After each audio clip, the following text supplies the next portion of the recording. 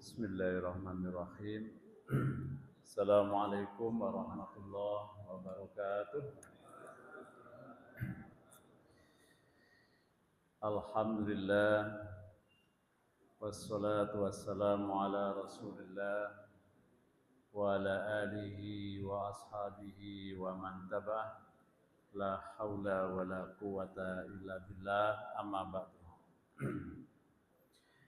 Kita awali dengan sama-sama membaca doa menuntut ilmu. Ikuti kami. Bismillahirrahmanirrahim. Rabbi zidni ilman, Allahumma anfa'ni bima 'allamtani wa 'alimni ma yanfa'uni warzuqni ilman yanfa'uni. Alhamdulillah, kita bersyukur kepada Allah masih bisa mengikuti kajian setelah sholat maghrib berjamaah di Masjid Al-Muhajirin. Dalam doa menuntut ilmu tadi, Rasulullah SAW mengajarkan doa yang sangat baik. Beliau mengulangi doa itu dengan kata ilmu 3 kali dan kata manfaat juga 3 kali, menunjukkan bahwa ilmu itu hal yang sangat penting dalam hidup kita, sehingga syarat diterimanya amal selain ikhlas dan ittiba kepada Rasul adalah dengan ilmu. Dan kita bersyukur setelah sholat maghrib bisa melanjutkan ibadah kita kepada Allah dalam bentuk melaksanakan perintah untuk tholabul ilmi. Para ikhwan sekalian, ini memang hal yang mendasar yang perlu kita pahami, bahwa tugas ibadah itu adalah tugas yang memang menjadi tujuan Allah menciptakan manusia. A'udzubillahi minasyaitonirrajim. Wa ma khalaqtul jinna illa liya'budun. Tidaklah aku ciptakan jin dan manusia kecuali untuk beribadah. Pada ayat ini menggunakan fi'il mudhari', ya'budun. Jadi bukan kalau lagi sempat ibadah. Fi'il mudhari' itu menunjukkan amalan yang kontinu, terus-menerus. Makanya Allah tidak menciptakan jin dan manusia kecuali memang untuk ibadah dan ibadah. Ya'budun itu dasar katanya dari abadah. Dari kata abadah juga lahir kalimat ibadah. Kenapa Allah tidak menyebutkan illa li'ibadatillah, tapi illa liya'budun? Nah, itu bedanya. Karena memang sejatinya hadirnya kita di muka bumi ini dengan takdir Allah untuk beribadah. Nah, yang perlu kita garis bawahi dari akar kata abada, lahirlah abdun. Subhanalladzi asra bi 'abdihi. Abdun. Abdun itu hamba. Hamba itu yang melekat pada dirinya apa kira-kira? Kita ini sebagai hamba kan? Yang melekat pada diri kita apa? Pertama, fakir. Fakir itu, hamba itu orang yang selalu membutuhkan Allah. Jangan katakan semakin kaya semakin gak butuh. Orang semakin kaya semakin butuh, baik kepada Allah maupun kepada sesama. Coba punya pabrik karena kaya dikerjain sendiri, itu bukan orang kaya. Masya Allah. Jadi fuqara. Yang melekat pada diri kita sebagai seorang hamba itu jahil, jahula. Kita ini orang yang bodoh, gak ada yang sempurna. Itu yang melekat pada seorang abdul hamba.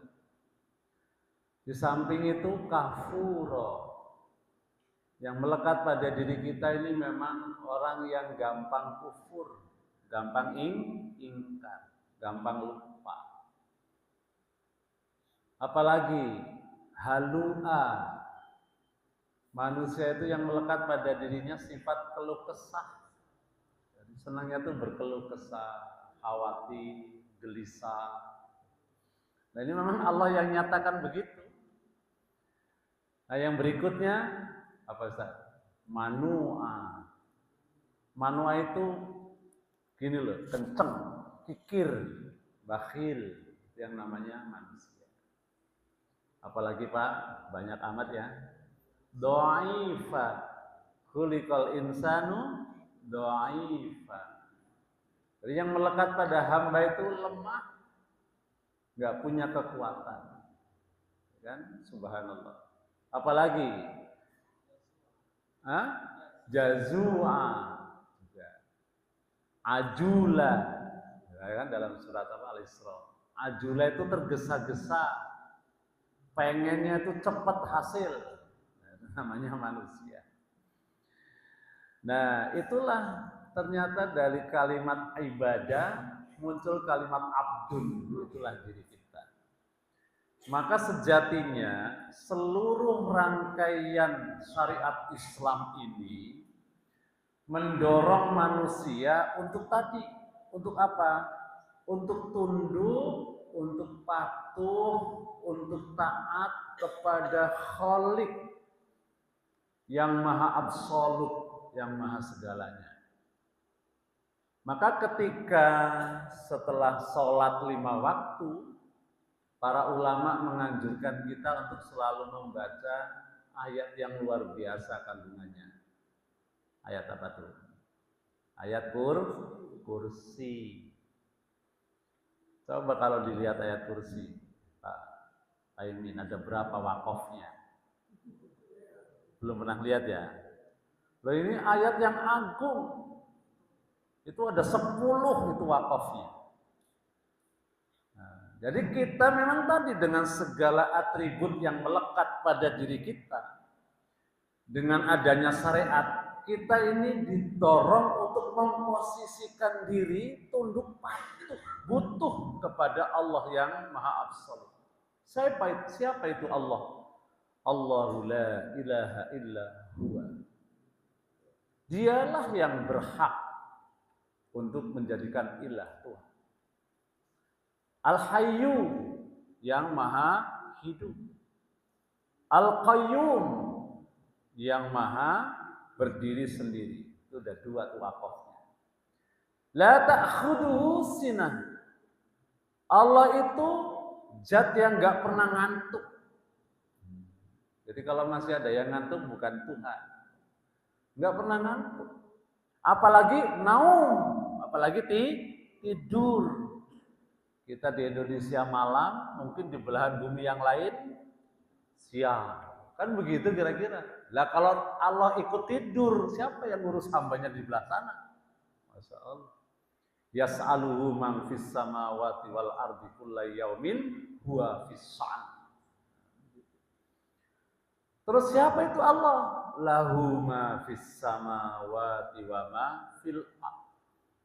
Baginya seluruh yang ada di langit dan di bumi, termasuk kita. Makanya ketika kita ditimpa musibah, ada kalimat sakti yang menyadarkan kita supaya sabar. Apa kalimat saktinya? Inna lillahi wa inna ilaihi raji'un. Kan gitu kalimat sakti itu. Allahu Akbar. Jadi ketika Rasulullah lewat, ada seorang wanita sedang bersedih, menangis, meratap di pemakaman anaknya. Rasul menghampirinya, dan wanita itu tanpa menoleh siapa yang mendekatinya, dia mendengarkan kalimat Nabi, "Wahai perempuan, sabarlah dengan ujian yang Allah berikan." Dia tanpa menengok menjawab, "Pergi saja kamu. Kamu nggak tahu apa yang saya rasakan." Tanpa dia menengok bahwa itu adalah Nabi. Begitu Nabi pergi, ada yang menyamperi sahabiah. "Wahai wanita, yang datang kamu tadi siapa coba?" "Itu Rasulullah." Terkejut dia. Langsung dia tinggalkan makam, dia temui Nabi, minta maaf. Karena ngusir kan tadi. Apa kata Nabi? "As-sabru fi sodmatil ula." Sabar itu justru saat kita. Jadi kalau ketimpa musibah, kalimat apa yang pertama kali keluar di lidah kita? Itulah yang menggambarkan sabar atau tidak. Maka untuk menguatkan itu, kalimat saktinya apa? Inna lillahi wa inna ilaihi. Boleh dia menangis karena memang tanda kasih sayang. Yang tidak boleh itu adalah menolak takdir Allah. Maka kalimat yang terbaik untuk meredakan kesedihan itu, sesungguhnya kita adalah milik Allah. Dan kita semua pasti akan kembali menghadap Allah. Itu kan kalimat sakti, kan begitu kan? Ya. Jadi nggak ada yang terlepas. Dalam kondisi kita sedang naik daun, ada yang diundang ke Jember kan? Kemana tuh? Untuk ikutin penataran Prabowo, ada yang diundang? Enggak ada ya. Iya. Jadi ketika kita mendapatkan karunia Allah, tuh kalimat saktinya Bapak. Masya Allah kan, wa ma lam yasha lam yakun, la haula wala quwata illa billah. Mestinya begitu toh? Apa itu terjemahnya? Apa yang Allah kehendaki pasti terjadi. Apa yang tidak Allah kehendaki tidak akan pernah terjadi. Tiada daya dan kekuatan kecuali dari Allah. Itu kalimat sakti juga untuk tidak menepuk dada, untuk kita tidak sombong. Karena tadi siapa kita? Jahil. Siapa kita? Dhaif. Siapa kita? Halu'a, manu'a, jajua, ajula, dzaluma, kafura. Itu melekat pada diri kita. Subhanallah, kan? Itu baru kalimat lahu ma fis samawati wa ma fil ardh. Terus man dalladzi yasfa'u indahu illa bi'idni. Itu yang keberapa? Masih lanjut lagi, ini setiap wakaf berdiri sendiri dengan pengertian yang sendiri. Masya Allah. Wala yuhituna bisyai'im min ilmihi illa bimasa. CCTV mahal, tapi dunia ini isinya CCTV dari Allah Subhanahu wa ta'ala. Apapun yang kita lakukan akan ditayangkan berulang. Benda-benda di sekitar kita menjadi saksi amal kita. CCTV yuhitun, muhit, meliput. Luar biasa. Wasi'a kursiyuhus samawati wal ardh. Luas sekali kekuasaan Allah. Wala ya'udu hifdhuhuma. Untuk menjaga seluruh alam ini, Allah tidak butuh bantuan siapapun. Wala ya'udu hifdhuhuma. Baru tuh ditutup dengan wa huwal aliyul azim. Siapa kita? Masya Allah. Apalagi kalau hafal Asmaul Husna. Ar-Rahman, Ar-Rahim, Al-Malik, Al-Qudus, As-Salam, Al-Mu'min. Waduh, Masya Allah, habis semuanya. Makanya luar biasa kita bisa beribadah kepada Allah. Dan ada kemauan untuk beribadah kepada Allah. Apalagi ada kesempatan untuk selalu beribadah kepada Allah. Nah, itulah rangkaian tugas yang dijalani oleh Nabi untuk menyadarkan manusia supaya manusia itu sadar diri dan sadar posisi.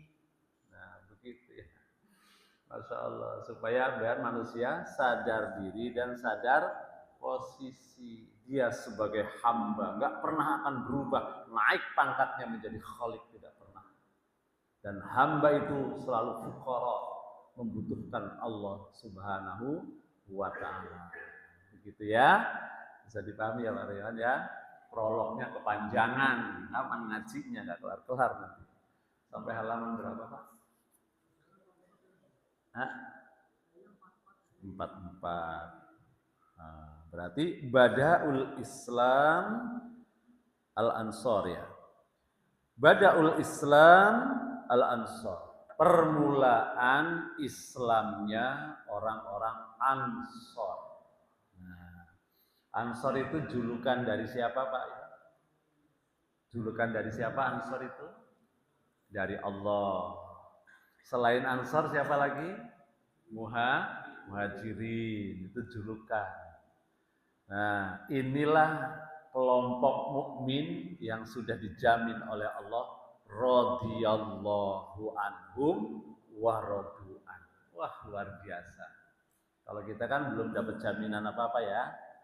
Jaminan kita baru masuk surga pasti. Cuman mampirnya yang nggak tahu. Kalau kata Nabi kan ulu ummati yadkhulunal jannah. Setiap umatku pasti masuk surga. Alhamdulillah. Itu jaminan kita dari Rasulullah. Illa man aba. Kecuali yang enggak mau, ya kan? Siapa yang enggak mau ya Rasulullah? Ya kan?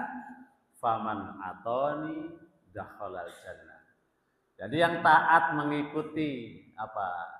Mengikuti arahan Rasulullah, dialah yang akan masuk surga.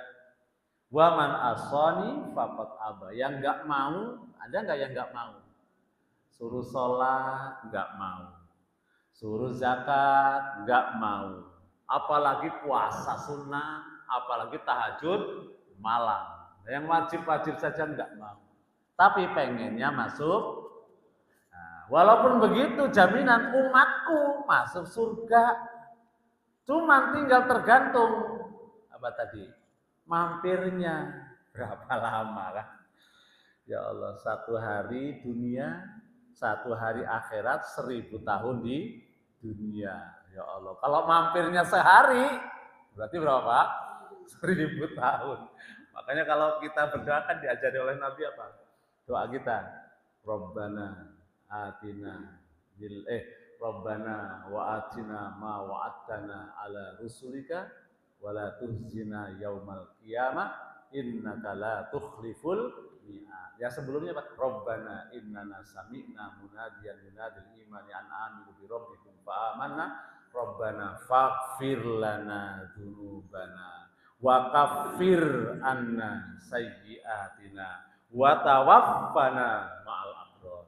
Banyak peluang untuk dihapus oleh Allah, ditip X amalnya.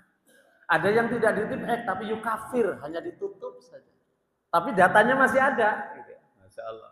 Itu yang diajarkan supaya kita ya Allah tip X ya Allah, dosa saya ya Allah, tutup ya Allah, begitu. Itu bagian dari rahmat Allah, ya kan? Subhanallah. Nah, Muhajirin Ansor ini dua kelompok manusia beriman yang sudah dijamin oleh Allah radhiyallahu anhum wa radu'an. Tapi masih ada satu lagi yang bakal diberi ridho Allah. Siapa? Walladzina taba'uhum bi ihsan. Orang-orang yang mengikuti jejak langkah Muhajirin dan Ansor. Nah, bagaimana ceritanya orang Ansor itu awal mulanya mereka beriman kepada Allah dan Rasul-Nya. Nah, itulah yang akan kita bedah pada kesempatan malam hari ini. Nah, mana tadi?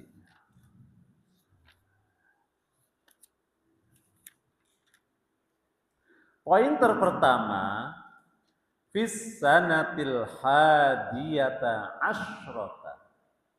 Pada tahun ke-11 kenabian. Jadi baru Nabi diutus selama 10 tahun. Qadima Makkata sittatun nafarin min Arabin. Hadir di kota Mekah 6 orang dari kalangan Arab Yasrib. Jadi orang Madinah itu dulu namanya Yasrib. Di situ ada putnut min qabilatil Khazraj. Karena di Mekah, di Madinah itu, di Yasrib itu ada 2 kelompok komunitas yang besar, suku yang besar, Aus dan Khazraj. Nah, ini yang hadir di sini 6 orang Khazraj. Lil haji, datangnya mereka ke kota Mekah untuk ibadah haji. Ini adalah lanjutan dakwah Nabi setelah mendatangi kabilah-kabilah di Mekah. Seperti kabilah apa? Kabilah Hanifah. Itu didatangi Nabi satu kampung, door to door, dari rumah ke rumah, satu-satu. Ini setelah Nabi Isra Mi'raj kan nih. Jadi dakwah kemarin kan sudah dakwah ke Thaif, ditolak, dilempari, sampai luka-luka, balik maning kemana? Ke Mekah. Kemudian dihibur oleh Nabi dengan peristiwa Isra dan Mi'raj. Baru setelah Isra dan Mi'raj semangat lagi Nabi dakwah. Didatangi tuh kabilah-kabilah di Mekah satu persatu. Nah, mungkin ini yang diikuti oleh jamaah tabligh gitu ya. Didatangi door to door, per orang didakwahi. Masya Allah. Tapi ya nihil. Hasilnya nihil. Ada yang menolak dengan cara yang baik, mayoritas menolak dengan cara yang tidak baik. Nah, baru kemudian Rasul memanfaatkan musim haji, di mana datang dari seluruh jazirah Arab untuk melaksanakan ibadah haji. Itu yang dimanfaatkan oleh Nabi. Lanjut. Fada'ahumun Nabi. Maka Nabi mendakwahi mereka sallallahu alaihi wasallam ilal Islam, untuk memeluk Islam. Wa ila muawanatihi fi tabligh risalati rabbih. Di samping Nabi mengajak mereka masuk Islam, Nabi juga mengajak mereka membantu beliau untuk menyampaikan risalah ini, risalah Tuhannya. Nah, jadi yang dimaksud ini kalau seumpama dari Madinah datang kemudian masuk Islam, Nabi tanpa dakwah ke sana, ini bisa tular tinular. Apa tular ti nular-nular itu loh. Bahasa Jawanya apa? Tular tinular. Hah? Tular? Iya kan? Nah, itulah harapannya Nabi. Jadi ketika nanti ada yang masuk Islam, dari dia akan nyampaikan, oh di sana ada Nabi, di sana ada Nabi. Nah, memang selama itu yang sering bicara tentang akan adanya Nabi, yang tahu ya hanya orang-orang ahli kitab. Orang ahli kitab itu ada 2, Yahudi, banyak komunitasnya di Madinah, Yasrib. Sementara Nasrani, banyak komunitasnya di Yaman. Nah, itu ada 2 ya kan, nanti ada suku Najran dan seterusnya.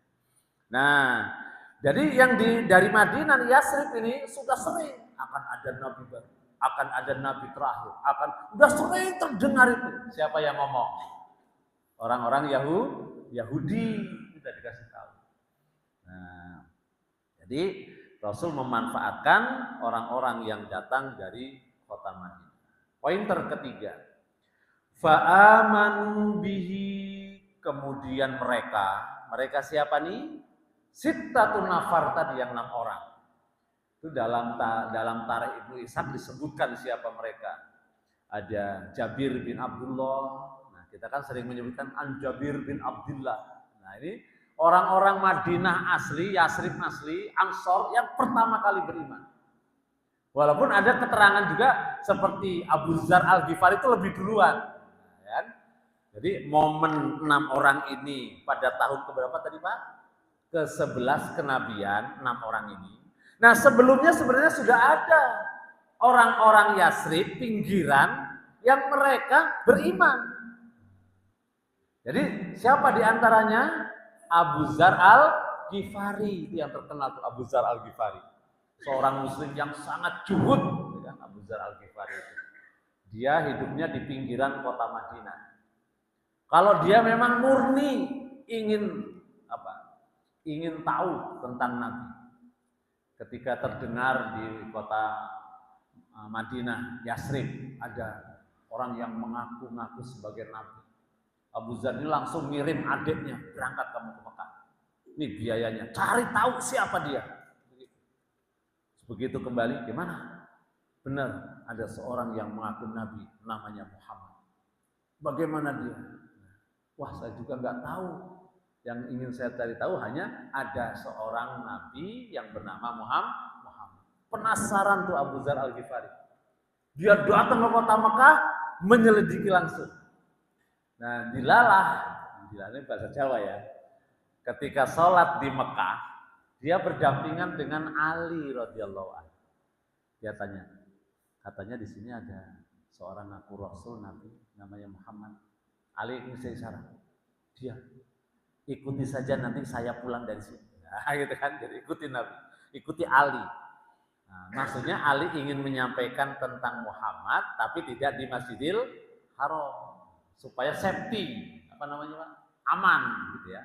Betul, setelah ibadah Ali keluar, diikuti dengan jarak yang jauh, masuk ke rumah Ali, sampaikan ya, tentang Muhammad. Akhirnya dia ingin bertemu dengan Nabi dan masuk Islam. Kata Nabi, pulang, diam-diam saja.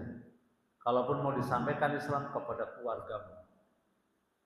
Abu Dzar Al-Ghifari nggak begitu. Saya nggak begitu, wahai Nabi. Langsung dia ke Masjidil Haram menyampaikan, Ashadu Allah. Saking beraninya gitu kan. Wa ashadu anna Muhammad. Langsung digebukin, itu namanya Abu Dzar Al-Ghifari.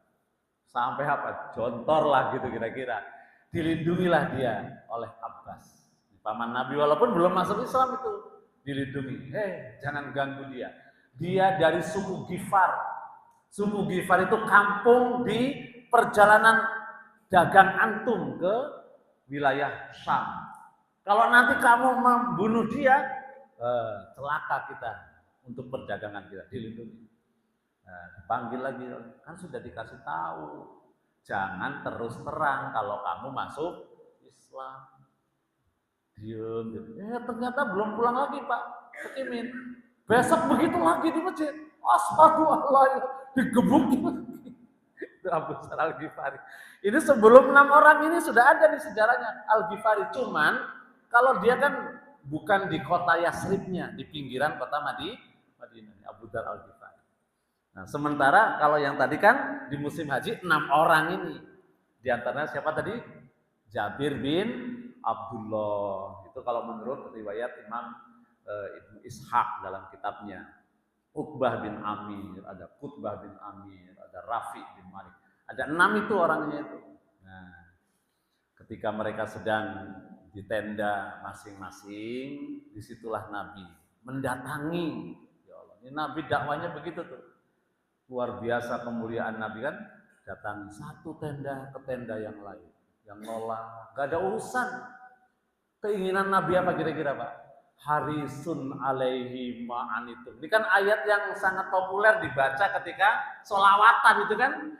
Ja'akum rasulun min anfusikum azizun alaihi ma'anitum harisun alaikum bil mu'minina. Jadi Rasul itu sangat berhasrat kalau manusia itu sadar bahwa dia itu adalah abdun, hamba. Yang mesti dia sembah hanya Allah, karena memang Allah kreatornya. Coba kalau kita baca misalnya di awal surat An-Nahl. Allah itu segalanya. Allah yang menciptakan manusia, Allah yang menciptakan hewan. Dari binatang ternak ini ada yang Anda makan, ada yang Anda jadikan kendaraan. Allah yang menciptakan laut, kemudian ikannya semuanya apa, ada yang ngingu di situ, yang nanam benih, nggak ada toh? Ya, makanya ada kisah tuh yang orang Madura ditangkap di mana? Di Australia karena ngambil ikan di Australia. Apa jawabannya? Ini saya bukan menangkap ikan Australia, saya menangkap ikan Madura yang lari ke Australia. Orang namanya ikan milik Allah, nggak ada yang nanam benihnya. dan gak ada yang ngasih makan, ya kan? Coba sekaya-kayanya manusia punya pabrik pur makanan ikan, ngasih makan ikan di laut sehari saja berapa itu habisnya? Subhanallah. Jadi diterangkan oleh Allah, kreasi kita apa? Allah yang menundukkan matahari dan bulan, Allah yang menundukkan siang dan malam, Allah yang memperjalankan angin kemudian menjadi awan, menjadi mendung, ya kan? Afara'aitum ma'alladzi tashrabun. Lihat minuman yang kamu minum. Siapa yang menurunkan? Subhanallah. Kalau lagi musim hujan, 2 jam banjir, berapa ton itu? Ya kalau hujannya hanya di Keranggan. Nah kalau se-Jakarta, berapa juta ton? Yang itu kemudian, Masya Allah kan, dengan kekuasaan Allah, bentuknya bukan air, tapi berupa awan. Subhanallah. Turunnya aja kecil-kecil lah, kalau segalon-galon. Maka kira-kira kayak apa? Allahu Akbar, ya kan? Belum lagi baca surat Al-Furqan. Loh, kreator Allah semua. Mana andil manusia? Enggak ada. Subhanallah. Petani hebat, dia gagah. Panen saya sekali panen karena 10 hektar 50 ton. Coba kalau kemudian tanamannya tanpa hujan, apa jadinya? Ketika sudah merata, kemudian kena hama, habis. Ketika air itu disurutkan oleh Allah, nggak ada apa-apanya. Maka semuanya manusia itu yang tadi, yang melekat. Masih ingat tadi apa tadi? Doib, terus jahul, halua, manua, kafuro, zoluma. Waduh, banyak sekali, ajula. Lengkaplah itu manusia. Lah kok kayak gitu kok sombong gitu ya kadang-kadang, ya Allah. Ya itu gara-garanya karena nggak sadar diri, nggak sadar posisi. Nah, ayatnya sering dibaca, wailul likulli humazatil lumazah alladzi jama'a malahu wa addada. Kumpulkan duit, nyari. Setelah duitnya banyak, yahsadu annama lahu akhlada. Dia menduga bahwa uangnya itu akan mengekalkan dirinya. Sombong kan begitu kan? Subhanallah. Dan seterusnya. Itu namanya gagal paham. Fa'ammal insanu idza mabtalahu rabbuhu fa'akramahu wa na'amahu fayaqulu rabbi akraman. Orang yang kaya itu mengira bahwa kaya itu adalah kemuliaan dari Allah. Padahal itu ujian. Wa amma idza mabtalahu faqadara alaihi rizqahu wa yaqulu rabbi ahanan. Orang yang miskin menganggap Allah tidak mencintainya. Allah menghinakannya. Dari salah paham inilah kemudian biasanya orang yang miskin rendah diri ketika silaturahim kepada orang kaya. Orang kaya merasa gengsi silaturahim ke tempat orang yang miskin. Sehingga yang ada saling curiga. Assalamualaikum, waduh dia yang datang. Utang yang dulu aja belum bayar. Kira-kira. Karena kalau silaturahim itu mau utang, gitu kira-kira ya. Ya Allah. Karena tidak memahami tadi. Subhanallah. Padahal mestinya kalau orang mukmin itu terhadap saudaranya, temannya yang kaya, coba baca kisah tentang pemilik kebun. Dia datang ke tempat orang yang kaya. Dia tidak untuk mencari kekayaan nempel, tidak. Hanya nasihati, Allah memberimu kemuliaan dengan ujian harta. Jangan sampai lupa diri dan lupa daratan. Jadikan harta itu jangan di dunia, bawa tuh ke akhirat. Gimana cara membawa harta ke akhirat? Diinfakkan, disodakohkan, dizakatkan, kan gitu kan? Jadi jangan sampai taruh di dunia saja, bawa ke akhirat. Begitu, Masya Allah. Dan seterusnya. Kalau sampai sana-sana tadi ngomong apa ya? Oh, hasrat Nabi mengajak manusia dalam berdakwah itu. Kenapa? Nah, untuk menyadarkan manusia posisinya terhadap Allah di dunia itu seperti apa. Jadi diajak. Kenalah Tuhan, masa nyembah patung? Patung si kreasinya apa? Lah wong jalan aja nggak mampu kan gitu kira-kira. Penyembah patung, Tuhan yang wajib disembah itu, yang begini, jelas semuanya, kreasinya jelas Tuhan itu menciptakan apa, lah patung, kan? Maka kan ada kisahnya itu kan seminar akbar. Siapa tuh? Namrud dan Ibrahim, gitu kan?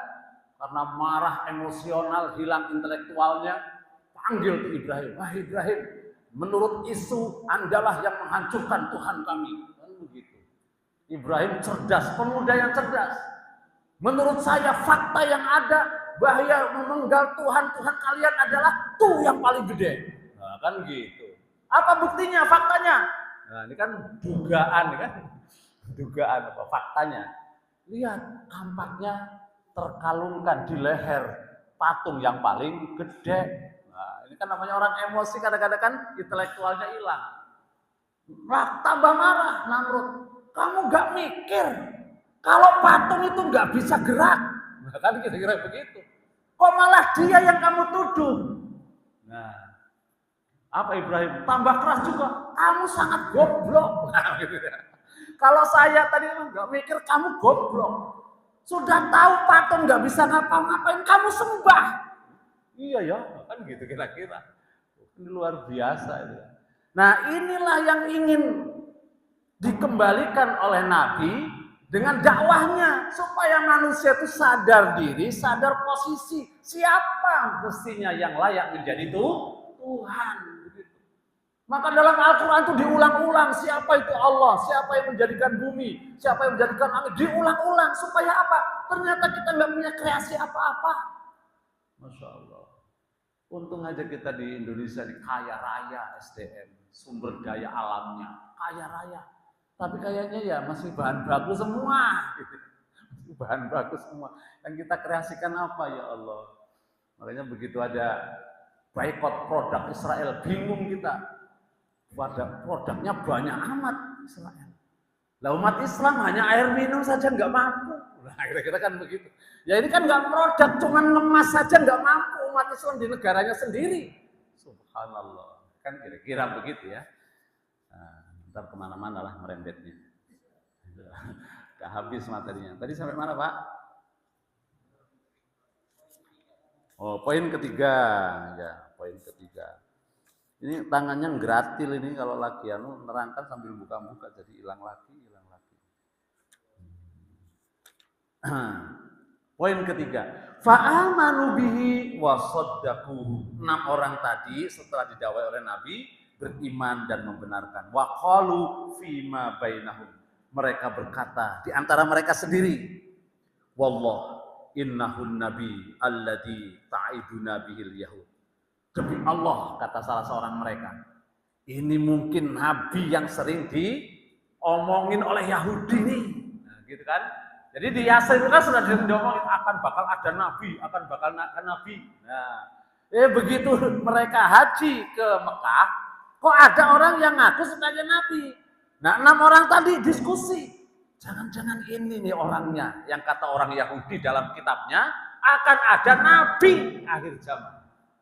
Nah, disinilah berita yang menunjukkan bahwa pengetahuan tentang akan adanya Nabi akhir zaman, kriteria Nabi akhir zaman, itu sudah tertera dalam kitab perjanjian baru, Injil ya, Taurat. Perjanjian lama ya, perjanjian lama, Taurat. Di sini. Nah, fala yasbikuna ilai. Kalau gitu kita jangan keduluan dengan orang-orang Yahudi. Nah, ini motivasi awal mereka beriman kepada Nabi, ini kalangan Ansor pada waktu pelaksanaan haji 6 orang tadi. Ini motivasinya. Kita sudah sering dengar bakal ada Nabi. Ternyata Nabi itu adanya di Mekah nih, orang yang ngaku-ngaku sebagai Nabi. Inilah yang mungkin disampaikan oleh orang Yahudi yang sering bakal ada Nabi. Kalau orang Yahudi kan ngomong bakal ada Nabi, harapannya dari kalangan Yahudi. Dia nggak pernah menduga kalau Nabi akhir zaman bukan dari bangsa mereka. Karena apa para Iwan? Karena tradisi orang Bani Israil itu selalu dipimpin para Nabi. Nabi di zaman Bani Israil bukan seperti satu negara nabinya satu kabilah satu nabi. Di kalangan Bani Israil. Maka berapa jumlah nabi? Ada yang menyebutkan dalam hadis berapa? 100? Begitu kan, yang kita kenal kan Rasul 20 Rasul kan dan seterusnya. Tapi nabi banyak. Kak, di mana itu nabi sebarannya? Di masa Bani Israil. Sehingga mereka nggak menduga kalau akan ada nabi di luar keturunan Bani Israil. Nah, itu nanti yang memotivasi, yang mendorong mereka hasad betul kepada Nabi Muhammad. Padahal bangsa Arab itu dianggap ya bangsa yang ketinggalan, kok malah nabinya dari kalangan bangsa Arab. Gengsinya yang muncul kan gitu kira-kira. Oh, kita yang ahli kitab kok malah dia yang jadi nabi. Yang pantas kan kita. Nah, itulah kebiasaan orang Bani Israel gitu ya.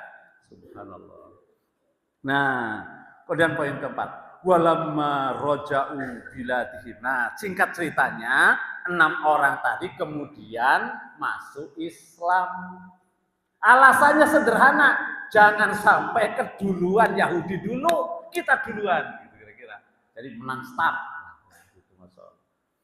Ya, tatkala mereka kembali ke negeri mereka Yasrib, zakaru liqaumihim, mereka beritakan kepada kaumnya zikr Rasul dengan menyebut seorang Rasul, wada'auhum ilal Islam, yang dia dan mereka mengajak kaumnya itu supaya juga masuk Islam. Memang begini ya, dakwah itu memang apa? Dilakukan oleh Nabi itu motivasinya ibadah saja. Diterima tidak diterima nomor 2, yang penting dakwah dia. Begitu juga kita nih kepada anak-anak, sampaikan aja terus. Jangan sampai enggak sholat berjamaah bagi laki-laki. Terus sampaikan, masalah dengar enggak nomor 2. Yang penting yang harus kita perbaiki adalah bagaimana cara dakwah kita, etika dakwah kita, metode dakwah kita. Masalah hasil itu bukan urusan kita. Kita hanya wajib menyampaikan kebenaran. Begitu, Masya Allah. Itulah yang dilakukan Nabi. Mungkin 100 orang nolak, ternyata 6 nyempil kan? 6 alhamdulillah menerima. Sehingga kata Rasul dalam hadisnya, siapa yang mengajak seorang masuk Islam, pahalanya seperti mendapatkan onta merah. Onta merah itu di zaman Nabi itu kendaraan yang paling. Nah, sekarang kira-kira apa? Nah, kemarin tuh mau apa kemarin dinaikin Prabowo? Kan mau Bandung apa? Nah, hasil pindah tuh kan kira-kira begitu yang paling bagus ya. Jadi pahala mendakwahi orang dia masuk Islam itu seperti mendapatkan onta merah.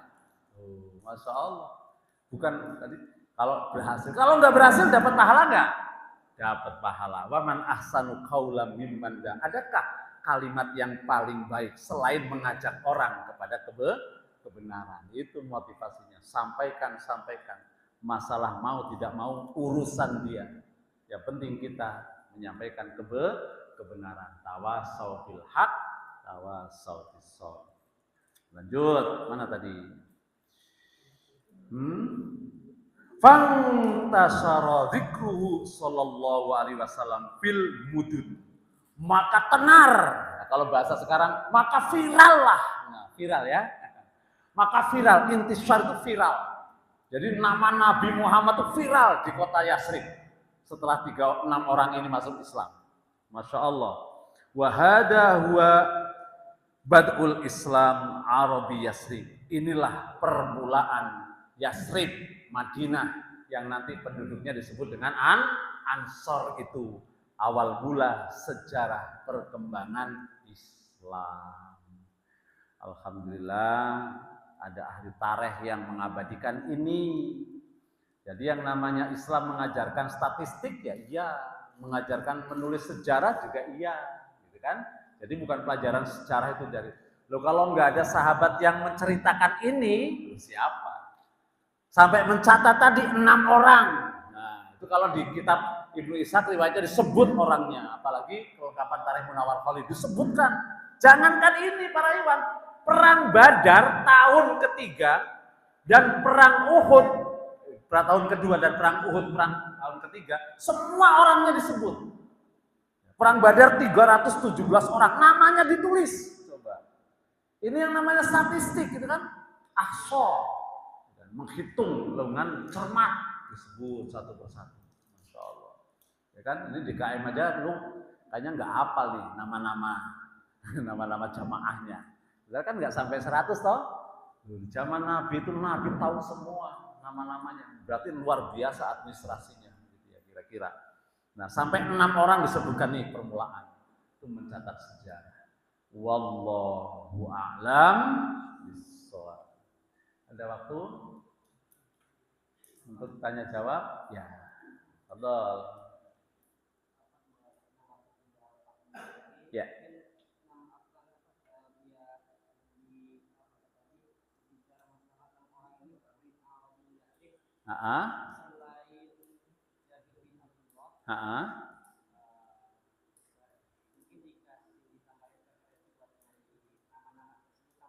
Oh iya, baik. Iya, baik. Yang lengkap itu pertama Tarikh Ibnu Ishaq. Yang kedua Tarikh Ibnu Hisam. Nah, yang kalau versi Indonesia yang terkenal itu Munawar Khalil. Ya, kelengkapan sejarah perjalanan Nabi Muhammad SAW. Nah, saya pernah ngutip itu namanya seperti Rafi bin Malik, Qutbah bin Amir, Auf bin Nofal, Ibad bin Zurarah, Uqbah bin Amir, dan Jabir bin Abdullah. Nah, termasuk tadi sebelum mereka cuma di pinggiran, seperti siapa tadi?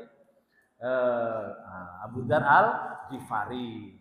Ada juga Dias itu dari Yaman, Jadi sebelum ini sudah masuk Islam. Cuman nggak munculnya Dias nanti setelah perang Khandaq, dia datang sekampung menghadap Nabi, masuk Islam semua.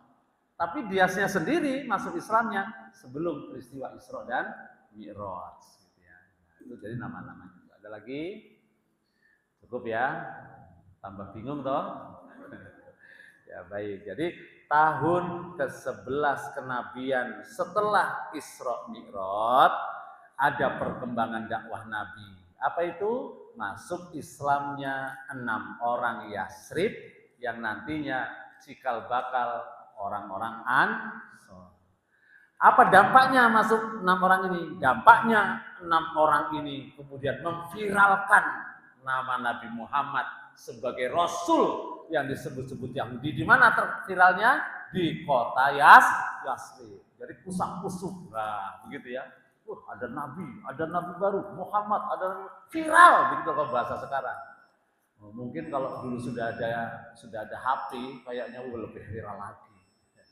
Jadi nggak ada HP saja viral, apalagi kalau ada HP ya. Wallahu a'lam bishawab. Kita tutup. Subhanaka Allahumma wa bihamdika asyhadu an la ilaha illa anta astaghfiruka wa atubu ilaik. Assalamualaikum warahmatullahi wabarakatuh.